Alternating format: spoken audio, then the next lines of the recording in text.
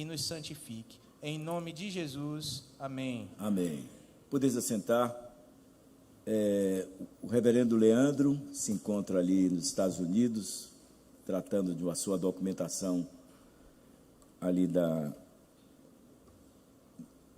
para ser cidadão, né, da sua cidadania, e ele precisava estar até um prazo estabelecido, e ele se encontra hoje ali. Ele falou hoje na videoconferência na Assembleia, e agora à noite nós temos a oportunidade de ter o pastor Adilson, que é pastor também da nossa igreja, ali junto à congregação Cidade Universitária. Seja bem-vindo, reverendo.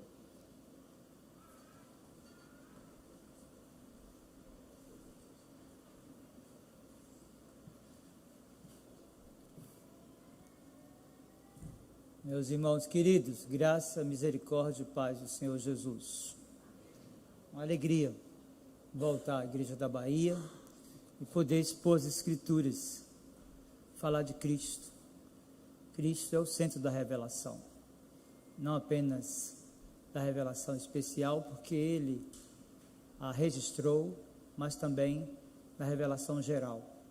Ele estava com o Pai, quando naqueles 6 dias, o Pai, o Filho e o Espírito Santo, em unidade da Trindade, criaram todas as coisas, de modo que a nossa existência, a nossa vida, ela se dá por meio de Cristo. Nós estamos aqui nessa noite por causa dele. Quando nós tomamos o seu livro e abrimos a sua palavra, ele fala conosco. O desejo do meu coração nessa noite é que a Escritura, que é inspirada, autoritativa, inerrante, encontre acolhimento no seu coração. O Espírito Santo, a terceira pessoa da Trindade Santíssima, faça a obra que nenhum homem pode fazer, seus recursos de formação, mas que pelo poder do Espírito a palavra possa penetrar o seu coração. Você que já tem uma aliança com Deus, restaurando a sua vida, edificando seus caminhos, como um peregrino rumo a Jerusalém Celestial, e você cujo nome está escrito no livro da vida, estando aqui ou nos acompanhando pela internet, ainda não tem uma aliança com o Senhor, que o Espírito possa desvendar os mistérios do Evangelho e dar uma consciência profunda de pecados nessa noite. Quero convidá-los que abram a palavra de Deus na carta de Paulo aos Colossenses, capítulo de número 3. Carta de Paulo aos Colossenses, capítulo 3, versos do 1 até o 4.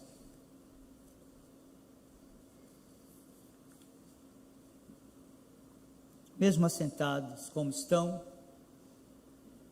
eu os convido a acompanhar a leitura dessa porção da palavra de Deus. Após a leitura, mantenha a sua Bíblia aberta, que nós vamos orar, suplicando a Deus a manifestação do seu poder na exposição da palavra, e vamos expor o texto bíblico, de modo que você deve ter atenção naquilo que será falado, comparando aquilo que o texto quer nos informar nessa noite. Colossenses 3, do 1 ao 4. A Escritura diz: portanto, se fostes ressuscitados juntamente com Cristo, buscai as coisas lá do alto, onde Cristo vive assentado à direita de Deus. Pensai nas coisas lá do alto, não nas que são daqui da terra, porque morrestes, e a vossa vida está oculta juntamente com Cristo em Deus. Quando Cristo, que é a nossa vida, se manifestar, então vós também sereis manifestados com Ele em glória. Curve a sua fronte, vamos orar ao Senhor. Meu Senhor, nós bendizemos a Ti, porque quando estávamos mortos os nossos delitos e pecados, o Senhor nos gerou vida no coração, por meio da palavra e do Espírito. Quando estávamos perdidos como ovelhas que não têm pastor, o Senhor nos acolheu no redil santo, nos trouxe e nos congregou junto com outros irmãos. Quando éramos cegos e não enxergávamos nem um palmo aos nossos olhos, o Senhor iluminou o nosso pensar e o nosso enxergar, nos dando consciência da nossa condição vil e da necessidade que tínhamos de um profundo arrependimento de pecados. Nós queremos bendizer o Teu nome nessa noite por isso, Senhor, porque a obra da salvação é Tua, do início até o fim. Foi o Senhor que preparou, e é o Senhor que no decurso da história, da experiência de cada pessoa, vai chamando aqueles cujos nomes estão registrados no livro da vida. Nós te pedimos hoje a edificação e o fortalecimento daqueles que foram alcançados e transformados pelo Senhor. Nós suplicamos também, de forma especial, a todos que nos acompanham por nossas redes sociais e aqueles que estão aqui no santuário nessa noite, que ainda não têm uma aliança contigo, que têm os seus corações rasgados, que tenha a palavra penetrada no coração e na mente, a fim de que te reconheçam como o único Deus vivo e verdadeiro, e a Jesus Cristo, teu Filho bendito, como único e suficiente Salvador. Promove, meu Senhor, a glória de Cristo. Faz esta obra poderosa, dando conhecimento de pecados e edificando a tua igreja. Nós oramos, Senhor, confiados que o Espírito Santo, a terceira pessoa da Trindade Santa, haverá de fazer aquilo que nenhum homem pode fazer. Convence o pecador do pecado, da justiça e do juízo, e promove a glória de Cristo, por quem oramos. Amém. Meus irmãos queridos, a nossa união com Cristo encontra-se bem definida em nossa confessionalidade.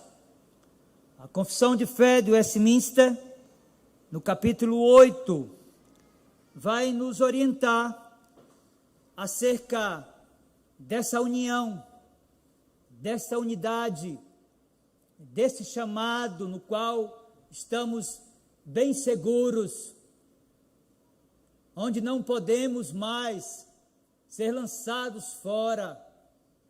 A nossa confissão de fé, no capítulo 8, diz: Cristo, infalível e eficazmente, aplica e comunica a salvação a todos aqueles para os quais Ele adquiriu, fazendo intercessão por eles e revelando-lhes na palavra e pela palavra os mistérios da salvação, persuadindo-os eficazmente por meio do seu Espírito a crer e obedecer, governando seus corações por meio da sua palavra e do seu Espírito, subjugando todos os seus inimigos pelo exercício de seu infinito poder e sabedoria, de maneira e pelos meios mais consoantes com sua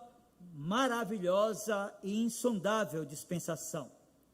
Meus irmãos queridos e amigos, reconhecendo a graça, a manifestação da bondade de Deus em Jesus Cristo, nosso Senhor, e conscientes da união com Cristo glorificado, alguns escritores sacro-inspirados falaram de Cristo da seguinte forma: no Antigo Testamento, Isaías teve uma visão supranatural de Cristo, em que o chama, em que o define como Rei, como o Senhor dos Exércitos. Pedro confessou Jesus como Cristo, o Filho de Deus, o Filho do Deus vivo, e Mateus registrou isso no seu Evangelho, no capítulo 16, verso 16. Jesus o definiu como o Verbo que se fez carne. Paulo escreve as pastorais e aquelas que ficaram definidas como as paulinas, advertindo os seus leitores, primeiro, nesta mesma carta, em Colossenses, capítulo 1, verso 15, que Jesus Cristo é a imagem do Deus invisível, o primogênito de toda a criação. Ele escreve a Timóteo, na primeira carta, capítulo 2, verso 5, e afirma que Jesus Cristo, que encarna a divindade, é também homem, ou seja, ele manifesta a divindade e a humanidade. Meus irmãos, o autor da carta aos Hebreus identifica o Senhor Jesus tanto como o resplendor da glória de Deus, quanto como aquele que participou de carne e sangue. Meus queridos, após tocar em Cristo, Tomé memoravelmente o confessou, dizendo Jesus como o seu Senhor e como o seu Deus. Meus irmãos, a passagem lida e objeto da exposição da mensagem nessa noite é um relato que trata da nossa união com Cristo. Após a abordagem aos aspectos teológicos de importantes doutrinas do cristianismo, o apóstolo Paulo, o maior de todos os missionários que a cristandade já conheceu, parte para as questões práticas e as faz inicialmente através da seguinte declaração. Volte o seu olhar para o texto que é objeto da exposição dessa noite e veja, Colossenses capítulo 3, verso 1, o apóstolo diz: portanto, se fostes ressuscitados juntamente com Cristo, buscai as coisas lá do alto, onde Cristo vive, assentado à direita de Deus. Meus irmãos, percebam que Paulo está tratando da nossa união com Cristo. E ele vai tratar de um tema geralmente definido pela escatologia. Quando as pessoas pensam em ressurreição, geralmente anula que a experiência da regeneração e do novo nascimento é aquilo que a boa teologia vai definir como uma ressurreição que não é do corpo, mas que é da alma. Nessa mesma carta, consciente de que aqueles a quem ele endereça essa literatura, ou boa parte deles, haviam experimentado da regeneração e do novo nascimento, Paulo os define como pessoas que haviam já ressuscitado. O texto é muito claro. Portanto, se fostes ressuscitados juntamente com Cristo, buscai as coisas lá do alto, onde Cristo vive, assentado à direita de Deus. Meus irmãos, esta declaração paulina, no capítulo 3, verso 1, nos remete a uma declaração que o apóstolo já havia feito anteriormente nessa mesma carta. Se folhearmos as Escrituras, essa mesma carta de Paulo aos Colossenses, no capítulo 2, versos 12 e 13, vocês vão perceber que Paulo já havia abordado esse tema da nossa união com Cristo.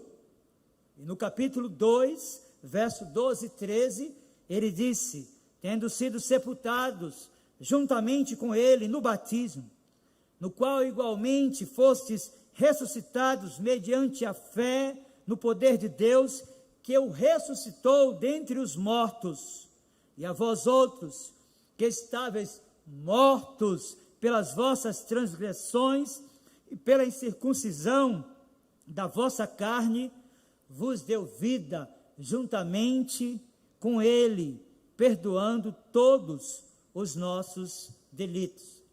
Meus queridos irmãos e amigos, vejam que aqui há um apelo paulino àqueles irmãos cuja ideia tem uma relação estreita com o sepultamento da velha vida. A vida, podemos dizer, vivida na sensualidade, a vida vivida na imoralidade, a vida vivida no sincretismo religioso. O apóstolo afirma aqui que eles já haviam morrido para tudo isso. Meus queridos, o apóstolo nos faz lembrar que a nossa união com Cristo exaltado transformou toda a nossa vida como a deles no passado, não somente a mente, mas o coração, como também a vontade. Meus irmãos, em outro lugar, Paulo fala da sua própria experiência. Ele que, muito embora um religioso, com os títulos de doutor e conhecedor profundo da teologia, que viveu parte da sua vida para perseguir o povo de Deus, reconhece que os títulos, que o conhecimento e que a certificação nada valia, já que, muito embora ele fosse religioso, estava perdido e morto nos seus delitos e pecados. Então, para falar da nossa união com Cristo, que de fato nós já ressuscitamos, já que estávamos mortos nos nossos delitos e pecados. Ele escreve à igreja em Filipos, no capítulo 3, e a partir do versículo 8 até o 10, diz o seguinte: sim, deveras considero tudo como perda, por causa da sublimidade do conhecimento de Cristo Jesus, meu Senhor, por amor do qual perdi todas as coisas e as considero como refúgio para ganhar a Cristo e ser achado nele, não tendo justiça própria que procede da lei, senão a que é mediante a fé em Cristo, a justiça que procede de Deus, baseada na fé, para o conhecer e o poder da sua ressurreição e a comunhão do seu sofrimento, conformando-me com ele na sua morte. Meus irmãos queridos, vejam que Paulo aqui fala da sua própria experiência. Ele deixa para trás uma vida religiosa, de um conhecimento intelectual de Deus. Paulo era, de fato, um conhecedor das Escrituras no Antigo Testamento, e expunha as Escrituras como poucos, mas lhe faltava um conhecimento experimental de Cristo, faltava o mover, o operar do Espírito no seu coração, regenerando, transformando, mudando as suas volições e renovando a sua mente. Meus irmãos queridos, esta passagem associada ao texto de Colossenses nos faz compreender que Cristo morreu por nós, Cristo nos substituiu na cruz, isso nos identifica com Ele na sua morte. Daí a afirmação de Paulo em Colossenses, capítulo 3, verso 1, e nós precisamos revisitar o texto para entender o que é que Paulo quer na prática que aqueles irmãos vivessem.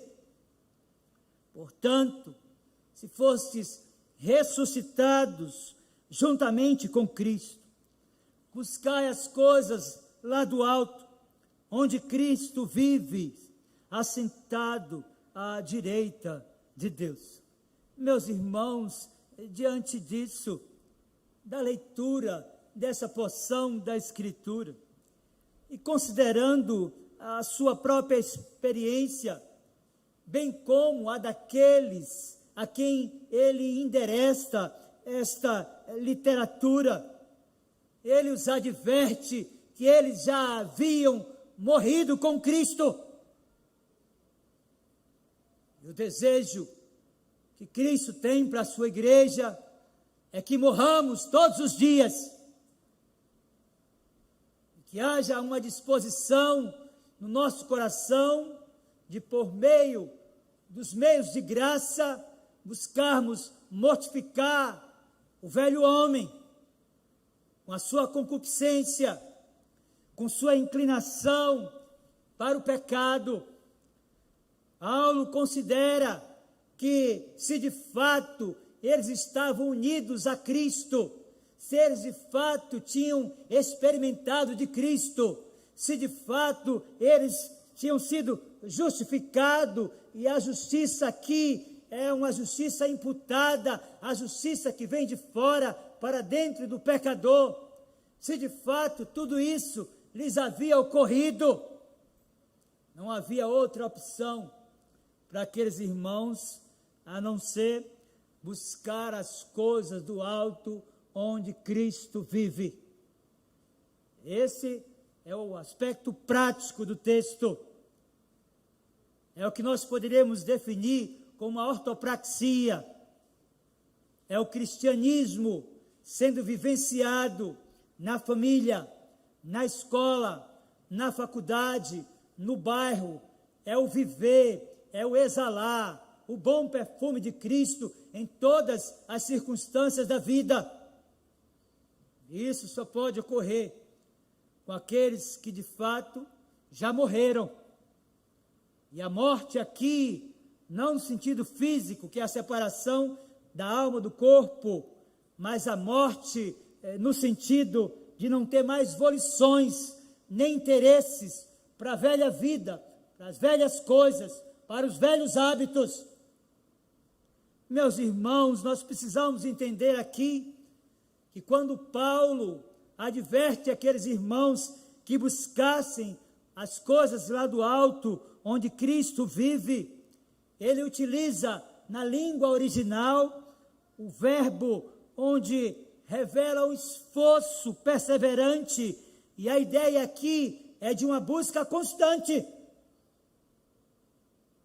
Ou seja, até o dia da redenção do nosso corpo, nós precisamos ser disciplinados.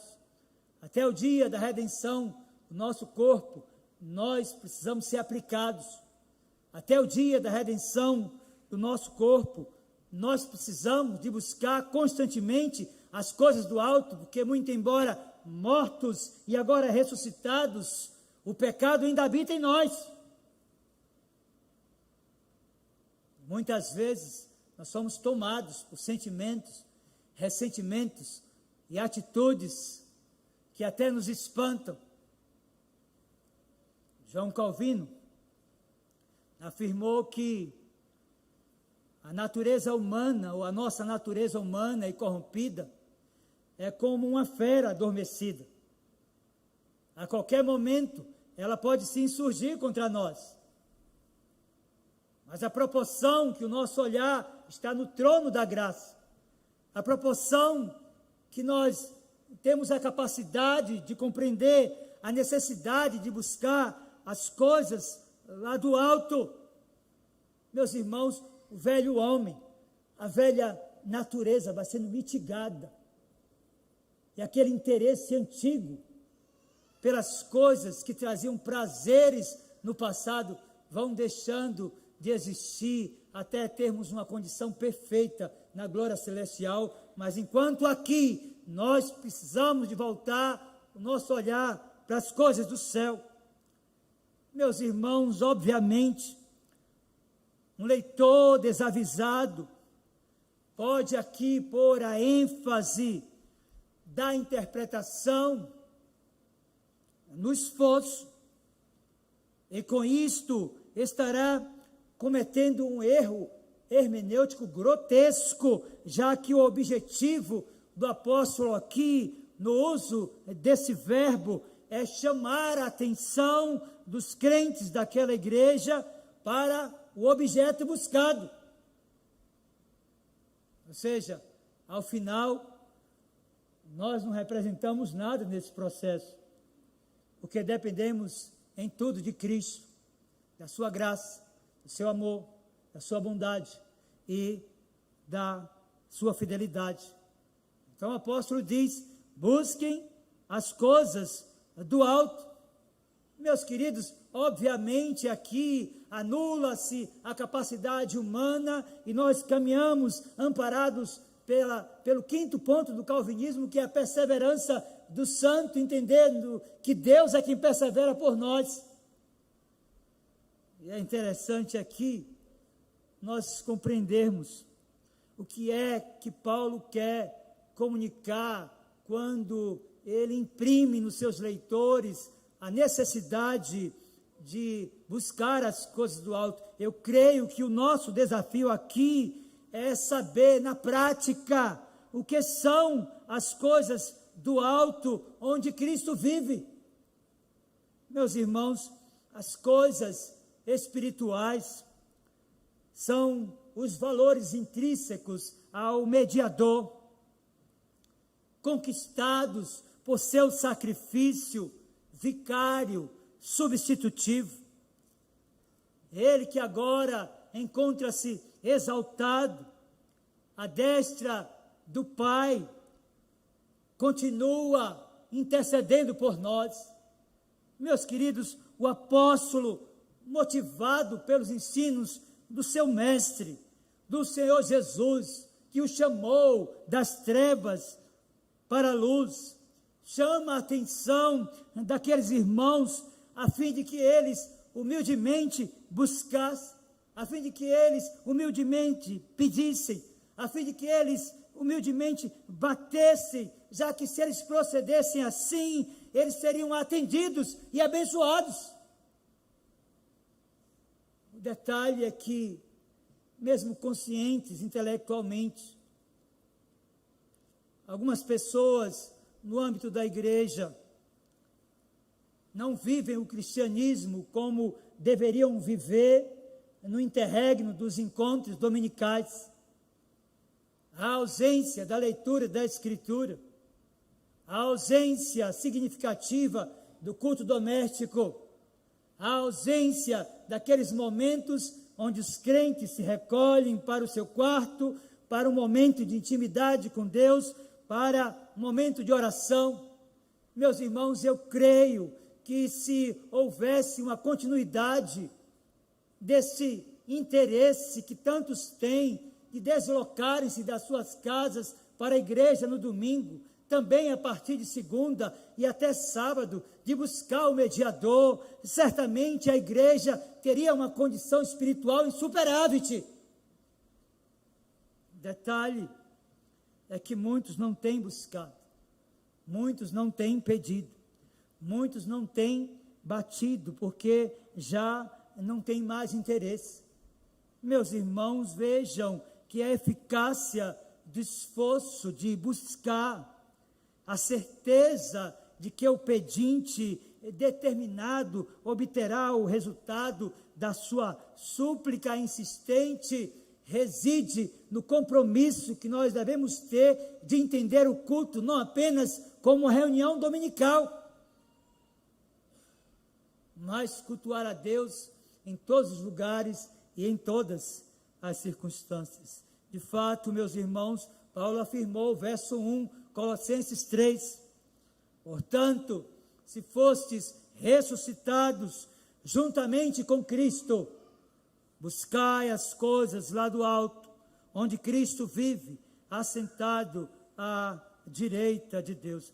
De fato, meus irmãos, o Senhor confiou a mediação de Jesus para apresentar as nossas súplicas a Deus, e a proporção que nos mexemos aqui e que caminhamos interessados nas coisas do céu, Cristo permanece fazendo o seu papel de mediador, enquanto Espírito na terra é o mediador terreno para aperfeiçoar a nossa oração e entregá-la a Deus. Se folhearmos a palavra de Deus, nós vamos perceber o quanto a eficácia dessa súplica, desse interesse e dessa busca não resiste em última instância em mim, em vocês, mas em Cristo.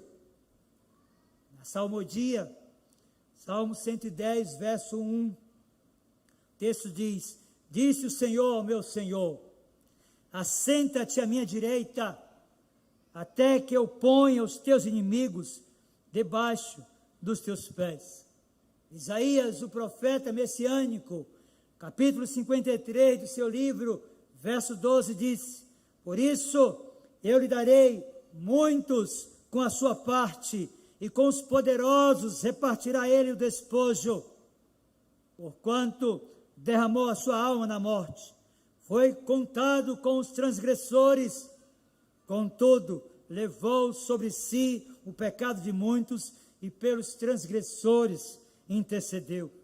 Meus irmãos, Paulo escreve à igreja de Roma, no capítulo 8, versos 32 e 34, para falar da eficácia daquilo que Cristo faz pelos peregrinos, quando eles buscam, quando eles voltam a olhar para o céu, e diz: aquele que não poupou o seu próprio filho, antes por todos nós o entregou, porventura não nos dará graciosamente com ele todas as coisas?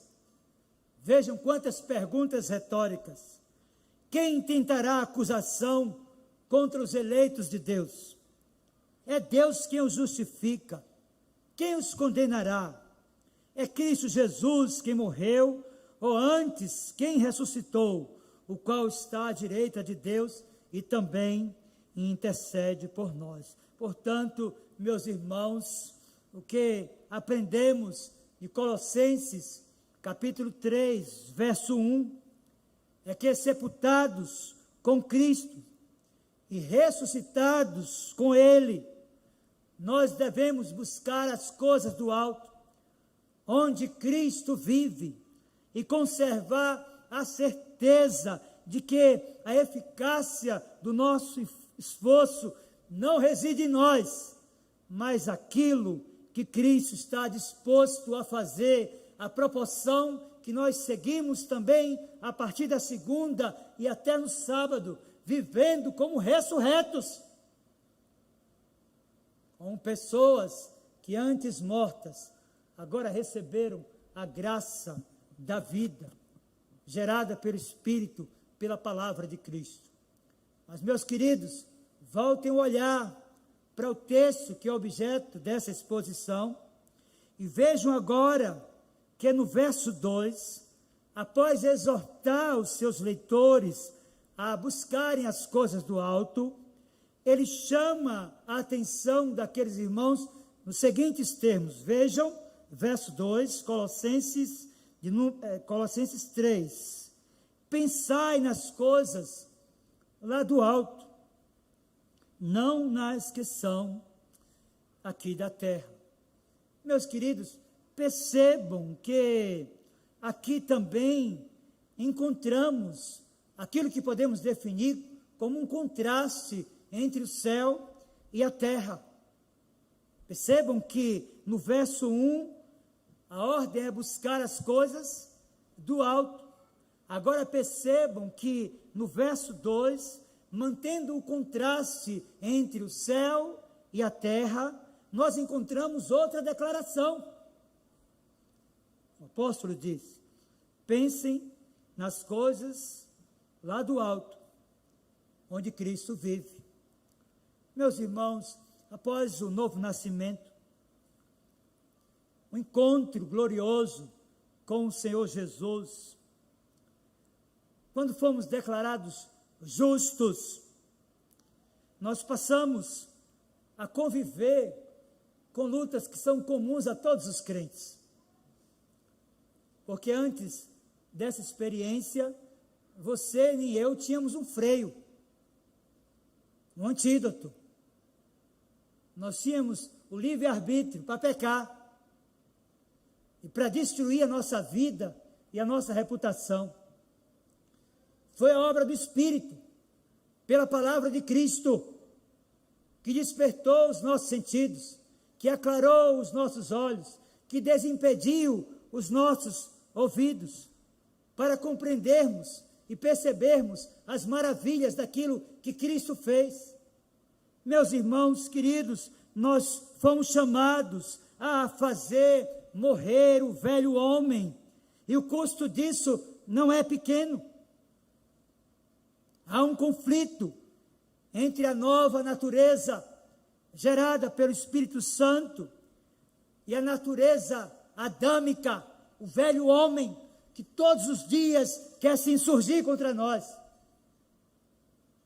É nos conduzir para o lamaçal do pecado, para a vida sem sentido, da qual nós já fomos retirados. quer nos fazer enxergar que ainda há alguma coisa boa naquele modelo de vida medíocre que vivemos. Meus irmãos, nós somos chamados para lutar todos os dias, para mortificar essa natureza humana, terrível, que quer nos destruir. E o remédio receitado pelo apóstolo não é outro. E você não logrará êxito nesta luta que se estabeleceu no dia da sua regeneração, se você não entender a necessidade de encher a sua mente da palavra de Deus. Nós vivemos na sociedade da informação, e a humanidade nunca viveu um período da sua história onde as informações são tão rápidas e fáceis de chegar. E chegam coisas boas e muitos lixos que precisam ser deletados. E se a minha mente e a sua mente não estiver encharcada da Escritura, nós não teremos êxito nesse trabalho. Nós não venceremos a luta contra o velho homem, contra a sua natureza de querer nos reconduzir para trás, de volta para aquela vida sem sentido. Paulo escreve aos Romanos e afirma que nós não devemos nos deixar vencer do mal, mas devemos vencer o mal com o bem. Nós precisamos de entender que o mal aqui, Romanos 12, 21, também é o mal do velho homem. E a ideia aqui de vencer este mal, como bem revelado nas Escrituras, seus valores, que são elevados e distintos, não nos propõe outro caminho, senão encharcarmos, enchermos, inundarmos a nossa mente da leitura desse livro todos os dias. E como prioridade, pela manhã, ainda bem cedinho, antes do alimento físico, nós precisamos, genuflexos, aos pés do Senhor, tomar esse livro e encher a nossa mente para, de fato, mortificar todos os dias o velho homem, para, de fato, ter avidez em encontrar sentido nas coisas do alto. Paulo escreveu aos Filipenses, esse é um texto muito conhecido, e certamente servirá para você nessa noite, que está lutando contra o pecado. Capítulo 4, versos 8 e 9, ele disse: finalmente, irmãos, tudo que é verdadeiro, tudo que é respeitável, tudo que é justo, tudo que é puro, tudo que é amável, tudo que é de boa fama, se alguma virtude há, e se algum louvor existe, seja isso que ocupe o vosso pensamento. O que também aprendestes e recebestes e ouvistes de mim, disse o apóstolo, isto praticai, e o Deus da paz será convosco. Meus irmãos, esse argumento do apóstolo é melhor visto e definido na sequência da própria passagem que é objeto da exposição bíblica nesta noite. Ali ele exorta aqueles irmãos a mortificar o velho homem e a pensar e a agir a partir das coisas do alto. Veja, aí mesmo no capítulo 3 de Colossenses, agora a partir do versículo 5 e até o verso 10, ele disse: fazei, pois, morrer a vossa natureza terrena, prostituição, impureza, lascívia, desejo maligno e avareza, que é a idolatria. Por estas coisas é que vem a ira de Deus sobre os filhos da desobediência. Ora, nessas mesmas coisas andastes vós também no outro tempo, quando vivieis nelas. Então ele diz: agora, porém, despojai-vos igualmente de tudo isto: ira, indignação, maldade, maledicência, linguagem obscena do vosso falar. Ele disse mais: não mintais uns aos outros, uma vez que vos despistes do velho homem com os seus feitos, e vos revestistes do novo homem, que se faz para pleno conhecimento, segundo a imagem daquele que o criou. Meus irmãos queridos e amigos, de fato, a proporção que o texto se desenvolve, nós compreendemos que os crentes, aqueles que de fato nasceram de novo, eu não estou falando de batismo, eu estou falando de regeneração, de mente renovada, de novo nascimento, de novas volições. É para esses que o mundo está morto. São eles que declaram que não querem mais o antigo modo de viver, mas ainda assim buscam as coisas do alto, porque entendem que a proporção que mortificam o velho homem precisa estar com o olhar voltado para os céus, buscando as coisas do alto, pensando nas coisas do alto, que já morreram para o estilo de vida que tiveram no passado. Meus irmãos, é isso aqui que o apóstolo ensina. Verso 3, ele diz: porque morrestes e a vossa vida está oculta com Cristo em Deus. Nós precisamos de compreender o que é que Paulo quer ensinar aqui no verso 3 de Colossenses 3. Qual é a ideia dessa declaração, ou do que podemos definir como um atestado de óbito concedido pelo apóstolo aos crentes de Colossos? Primeiro, nós precisamos de entender aqui, meus irmãos, que não se trata de morte física. Eles estavam biologicamente vivos. Também não se trata de morte eterna. Eles estavam mais vivos que nunca, já que receberam a graça de Jesus Cristo. Meus irmãos, para o apóstolo, os crentes de Colossos não estavam mortos, mas eles estavam sepultados. E no capítulo 2, versos 11 e 12, nós vamos entender melhor essa linguagem de estar morto e de ter sido sepultado. Vejam, Colossenses, capítulo 2, versos 11 e 12.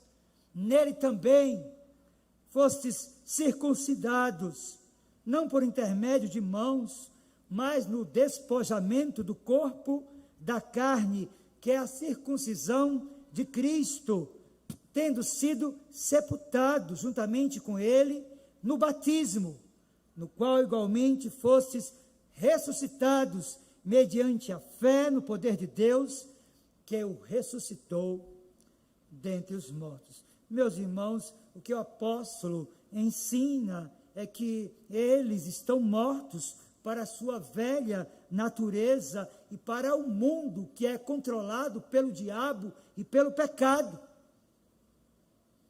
Portanto, uma vez que estamos vinculados a Cristo por meio do seu Espírito, nós morremos com Cristo. Isso é o que nos qualifica a ter vitória sobre o velho homem, a fim de vivermos libertados do poder do pecado.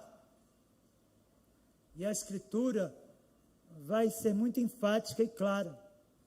Ela diz que aqueles cuja mente foi renovada não serão mais controlados pelo pecado.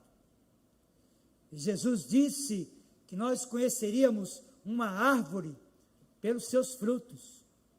Meus irmãos, se nós lermos as Escrituras, nós vamos perceber que Paulo faz apelos a fim de que aqueles irmãos, bem como de outras igrejas, mortificassem de fato o velho homem e abandonassem a velha vida. Aos Romanos, capítulo 6, versos 1 e 2, ele faz perguntas, que são respondidas na própria passagem. Que diremos, pois? Permaneceremos no pecado, para que seja a graça abundante? Ele exclama, de modo nenhum. Como viveremos ainda no pecado, nós os que para ele morremos? Meus irmãos, percebam que ele não somente declara que os crentes morreram, mas ele diz também que eles estão ocultos em Deus.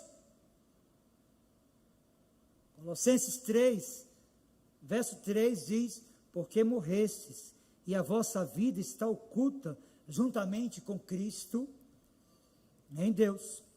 Meus irmãos, nós precisamos de buscar respostas a uma pergunta necessária para essa passagem. Qual o sentido de estarmos ocultos em Deus nesta passagem?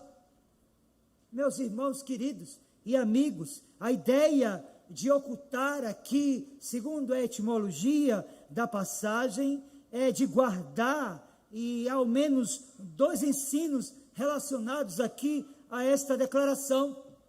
O primeiro, nós estamos ocultos ou guardados da ação destrutiva do inimigo da nossa alma.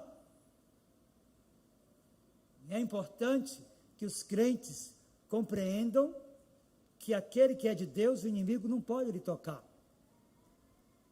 Que o inimigo da nossa alma está ao nosso derredor, mas o anjo do Senhor acampa ao nosso redor. João escreve a sua primeira epístola, no capítulo 5, verso 18, diz, sabemos que todo aquele que é nascido de Deus não vive em pecado. Antes, aquele que nasceu de Deus o guarda e o maligno não lhe toca.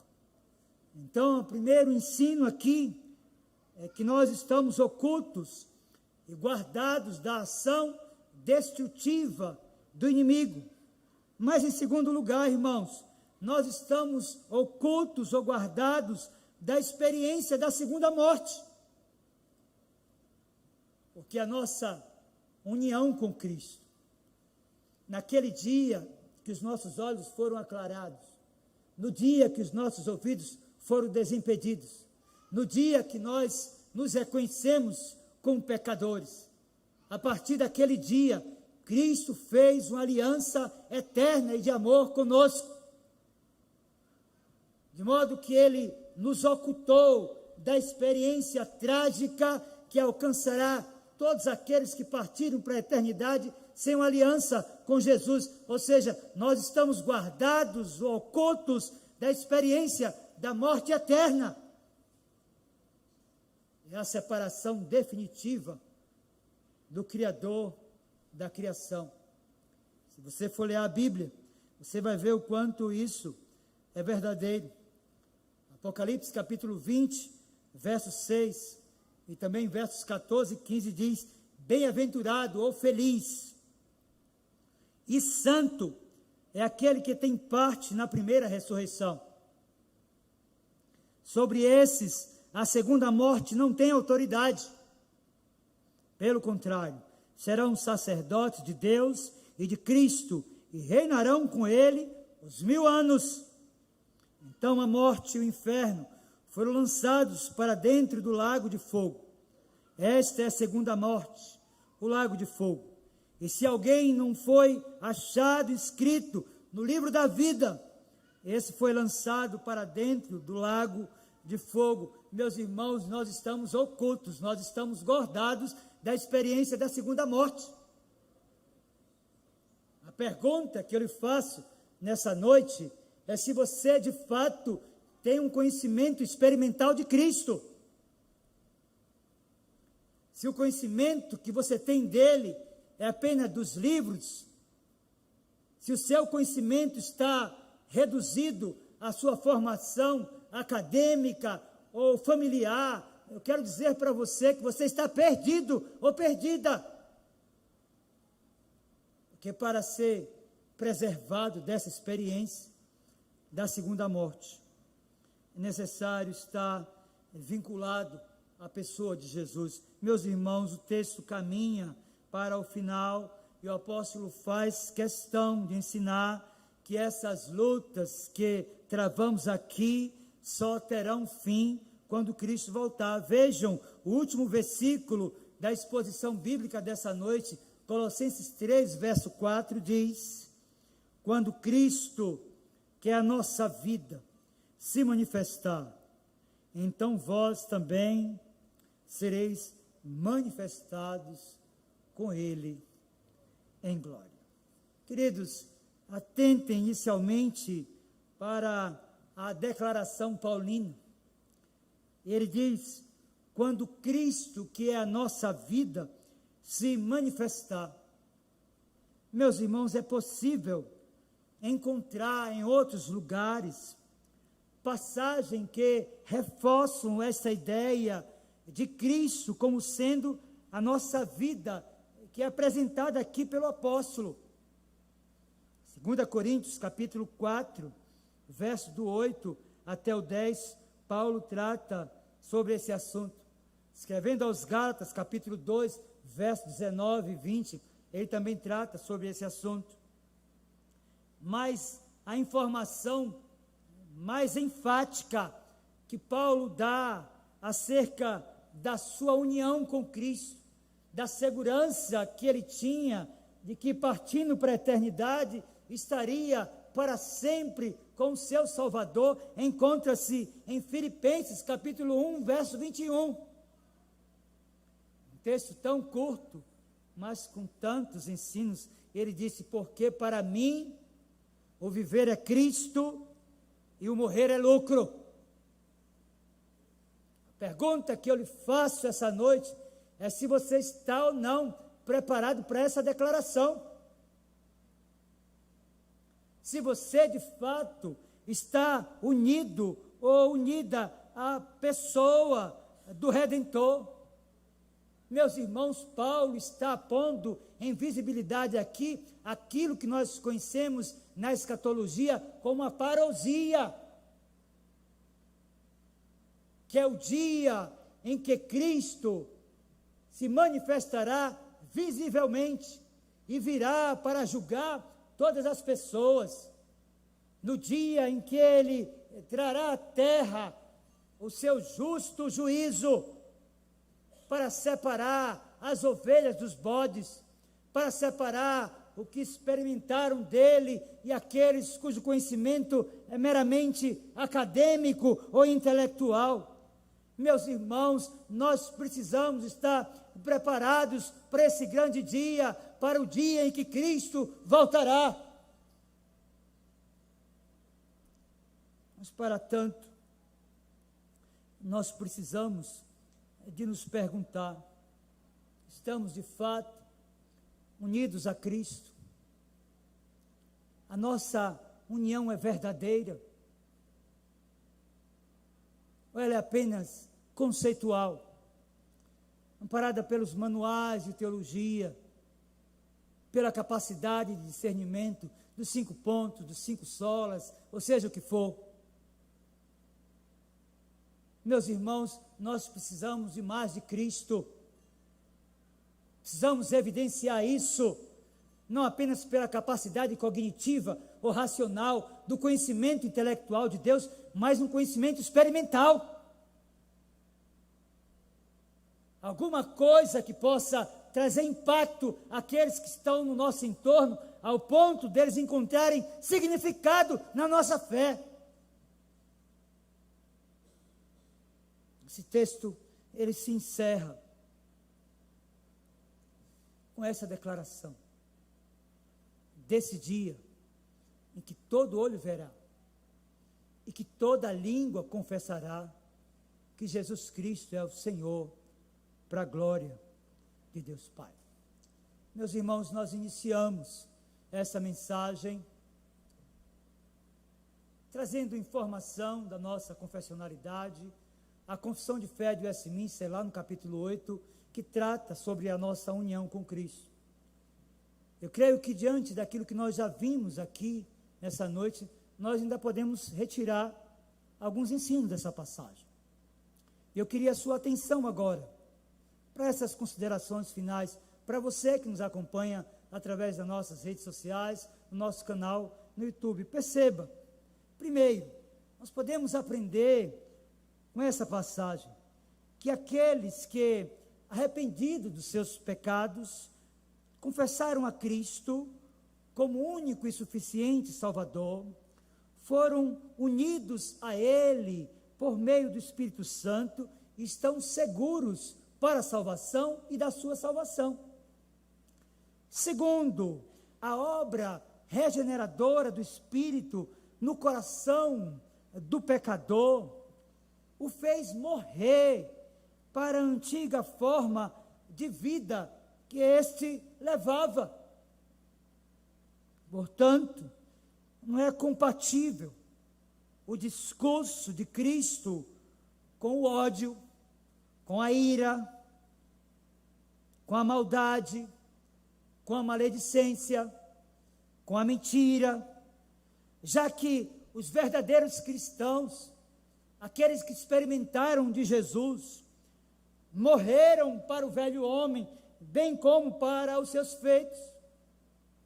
Mas em terceiro lugar, meus irmãos, aqueles que experimentaram o novo nascimento, que foram regenerados, santificados, que de fato buscam as coisas do alto e pensam nas coisas do alto, não as que são aqui da terra, são aqueles que de fato se entenderam como pecadores e vivem plenamente a nova vida.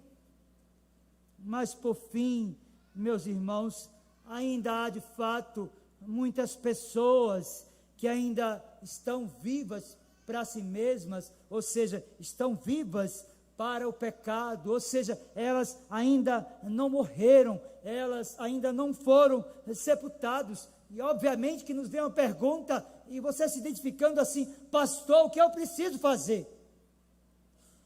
Veja, há uma recomendação paulina. Paulo escreveu aos Romanos, eu quero concluir a mensagem com esse texto, sobretudo para você que ainda não tem uma aliança com Deus, e quem sabe teve seus sentidos despertados, está agonizando pelos seus pecados, pela vida de pecado, por essa vida medíocre que você está vivendo. Pastor, o que eu faço? Pastor, eu não quero passar a eternidade separado dos meus e do meu Deus. O que eu preciso fazer nessa noite? Vejam, Romanos capítulo 10, verso do 9 ao 11. Se com a tua boca confessares Jesus como Senhor, e em teu coração creres que Deus o ressuscitou dentre os mortos, serás salvo. Porque com o coração se crê para a justiça, e com a boca se confessa a respeito da salvação. Porquanto a Escritura diz: todo aquele que nele crê não será confundido.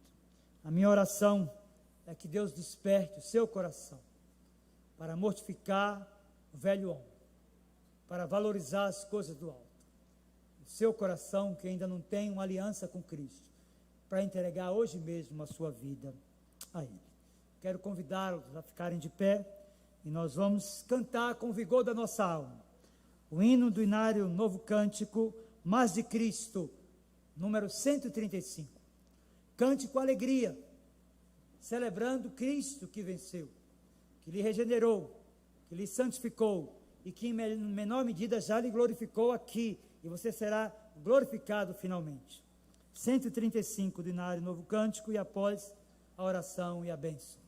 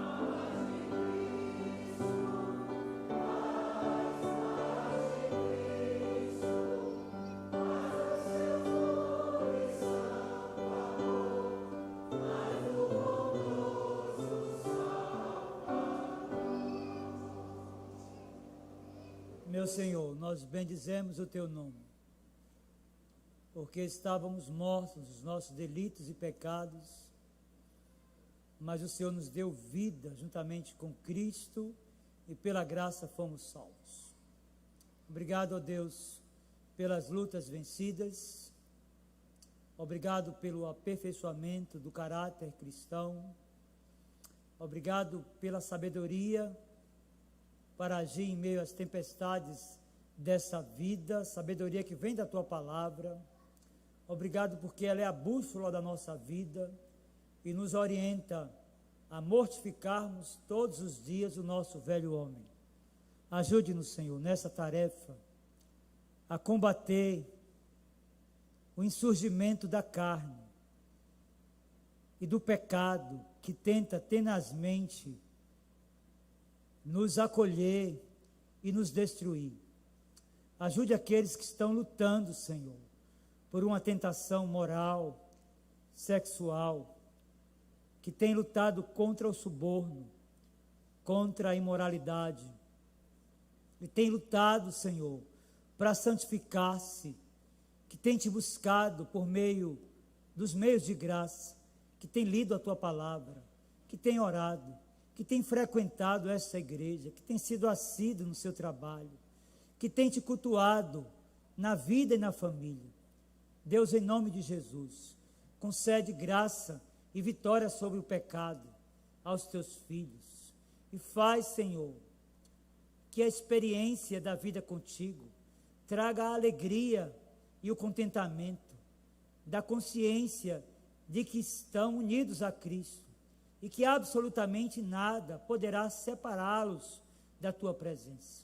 Que o Senhor os prepare a cada dia, prepare as suas famílias, prepare também os seus filhos, Senhor, a fim de que eles preguem para que as crianças e os adolescentes te conheçam verdadeiramente. Deus, nós te pedimos também por todos aqueles que sem uma aliança contigo ouviram a voz do Evangelho nessa noite e que precisam, que carecem, que necessitam, Senhor, de um arrependimento profundo de pecados. Concede-lhes esta graça nessa noite, Senhor, a fim de que arrependidos e deixando seus pecados, acolham a mensagem da cruz e vivam vinculados a Cristo e para a glória de Cristo. Deus, despede-nos agora com a tua bênção. Leve-nos aos nossos lares em perfeita segurança e conceda-nos uma semana na tua paz. Visite aqueles que estão aflitos, que têm relacionamentos conturbados, que necessitam de saúde na alma e no corpo, que precisam de um trabalho, Senhor. Abre portas de emprego e abençoa o teu povo com paz, com a paz que excede a toda compreensão. É a nossa oração e súplica em nome de Jesus. Amém. Recebam a bênção, irmãos. Que a graça do Senhor Jesus, o amor de Deus, o nosso muito bondoso Pai, o poder, a comunhão e as consolações do Santo Espírito de Deus sejam sobre vós, irmãos, e sobre vós repouse. Assim vos abençoe o Deus Pai, Filho e Espírito Santo. Amém.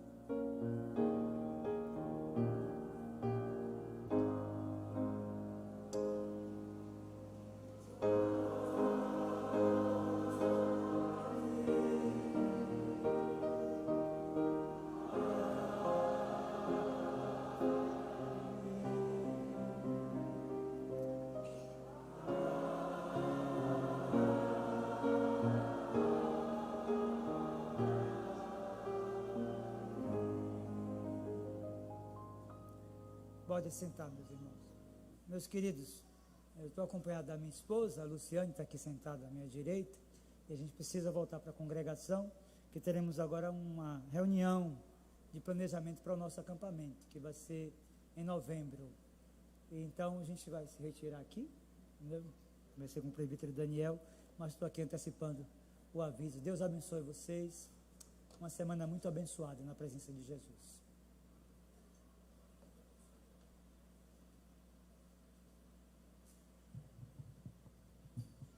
irmãos, nós queremos nessa noite conhecer aqueles amados irmãos e amigos que nos visitam. Então, se você é visitante, queira por um instante se colocar em pé aí onde você esteja, e os irmãos da igreja que estão aí próximo lhe estenderão a destra de fraternidade, expressando a nossa alegria em tê-los nessa noite. Deus vos abençoe sobremaneira e que voltem outras vezes. Sendo de outras igrejas, leve lá o nosso abraço, o abraço da Igreja Presbiteriana da Bahia. Sejam muito bem-vindos entre nós. Meus irmãos, nós queremos convidar a igreja para que esteja continuando as suas orações em favor da nossa irmã Cecília. A nossa irmã Cecília foi acometida de um AVC nessa semana e se encontra ali na UTI do Hospital Roberto Santos. Então estejamos intercedendo em favor dessa amada irmã. Queremos também convidá-los para que estejam conosco na próxima terça-feira, 6h30, no nosso culto de oração, né? Estejamos aqui orando, intercedendo em favor da igreja, do nosso processo de revitalização. Estejamos orando também pela viagem do pastor que está saindo amanhã de Boston de manhã cedo, de noitezinha já deve estar chegando em São Paulo e terça-feira certamente já deve estar aqui entre nós. Os trabalhos da igreja prosseguem normalmente, culto de doutrina na quarta-feira, e tenham uma boa semana na presença do Senhor. Eu vou até à frente para cumprimentá-los, e o diácono José Rubens está avisando que lá embaixo tem um chazinho.